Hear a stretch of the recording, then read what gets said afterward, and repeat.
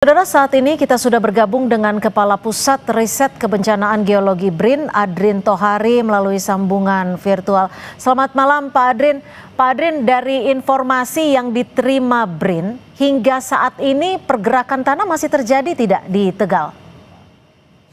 Ya, terima kasih. Jadi kalau menurut pengalaman kami meneliti tipe gerakan tanah yang terjadi di Tegal, banyak juga yang sudah terjadi di beberapa daerah seperti di Brebes, di daerah Sirampok, itu akan terjadi dalam jangka waktu yang lama. Karena apa? Karena tanah yang bergerak itu masih ada di daerah sumbernya, tidak meluncur ataupun mengalir jauh dari sumbernya. Jadi dia akan terus mengalami pergerakan, rekan-rekan yang sudah ada akan semakin membesar, kemudian akan terbentuk nendatan, tanah-tanah ambles gitu ya. Itu yang akan menyebabkan kerusakan di infrastruktur jalan, rumah, ataupun bangunan-bangunan lain yang ada di sekitarnya. Jadi sangat penting sekali ini masyarakat mewaspadai dan juga segera melakukan evakuasi yang sudah dilakukan sampai saat ini. Oke, dari data ilmiahnya pergerakan tanah ini diprediksi akan berlangsung berapa lama? Dan jika Anda tadi menyebutnya masih ada terus pergerakan, apakah ini artinya lingkupnya akan meluas dan juga melakukan pergeseran ke luar wilayah Tegal? Ya, jadi selama musim hujan berlangsung ya, apalagi hujannya cukup lebat, kemudian durasinya lama, ini pergerakan akan terus terjadi ya sampai dengan nanti periode di mana curah hujannya semakin reda dan durasinya semakin pendek. Nah, adapun area yang akan terdampak itu sudah dibatasi dengan kondisi sekarang, tidak akan dia memberikan dampak ke daerah di luar dari Desa Padasari, karena kalau menurut hasil dari kajian saya menggunakan Google Earth, ini saya curiga daerah Desa Padasari itu berada di daerah bekas longsoran purba. Jadi longsoran yang sudah terjadi zaman dahulu kala ya, mungkin ratusan tahun yang lalu, yang kemudian sekarang terbentuk topografi daerah Desa Padasari, dan sekarang ini gerakan tanah purba itu terreaktivasi, kembali bergerak. Kenapa dia kembali bergerak? Karena tentunya karena kondisi geologinya. Di situ ada batu lempung yang mudah sekali bereaksi dengan adanya perubahan cuaca, katakan dia kering kemudian mengalami pelunakan ketika hujan lebat sekali, kemudian juga karena sudah terbentuk bidang gelincir di bawah permukaan tanah. Oke. Artinya ini karakteristik tanah yang Anda sebutkan tadi hanya berada di wilayah Desa Padasari saja, atau bisa ke daerah lain ini yang dari bekas longsoran? Kalau karakteristik tanah atau batuannya itu di daerah Tegal akan banyak dijumpai di daerah-daerah lain. Tapi permasalahannya morfologinya ini, topografinya ini yang memang karakteristiknya hanya di daerah Padasari, yaitu daerah yang saya curigai adalah bekas longsoran purba, yang sekarang ini teraktivasi karena adanya pengaruh dari cuaca yang berlangsung selama beberapa bulan kemarin. Nah, ini yang jadi perbedaan kenapa hanya di daerah Desa Padasari saja terjadi sementara daerah lain tidak, yang berdekatan, karena ini ada morfologi yang saya curigai ya, morfologi longsoran purba yang kembali teraktivasi. Oke, kalau kita bicara soal rencana relokasi terhadap warga, ini kan kurang lebih 500 lebih rumah warga mengalami kerusakan. Lalu apakah BRIN juga diajak untuk berdiskusi relokasinya akan ada di mana nanti?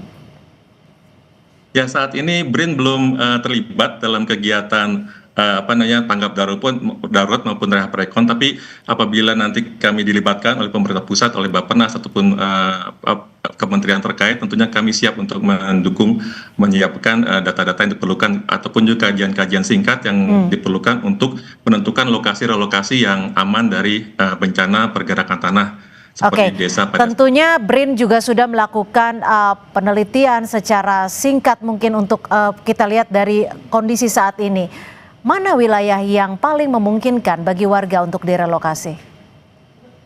Kalau misalnya mencari daerah yang aman, tentunya tidak bisa dilakukan kajian berdasarkan foto udara ya, tapi kita harus melakukan kegiatan pemetaan geologi, kemudian juga kita harus melakukan pemboran untuk mengetahui kedabalan lapisan tanah, apakah ada bidang gelincir di daerah itu. Jadi kajiannya walaupun singkat tapi harus komprehensif, dan itu harus melibatkan berbagai macam disiplin umum seperti geologi, kemudian geologi teknik, teknik sipil, dan juga mungkin hidrobiologi. Jadi data-data itu yang penting dan diperlukan untuk menentukan apakah daerah lokasi itu nantinya aman atau tidak dari bencana gerakan tanah. Oke, ini kan dari informasi sementara disebutkan bahwa hunian sementara ini disiapkan dari kawasan Inhutani kalau tidak salah ya. Apakah ini layak bagi warga untuk hunian sementara dan aman?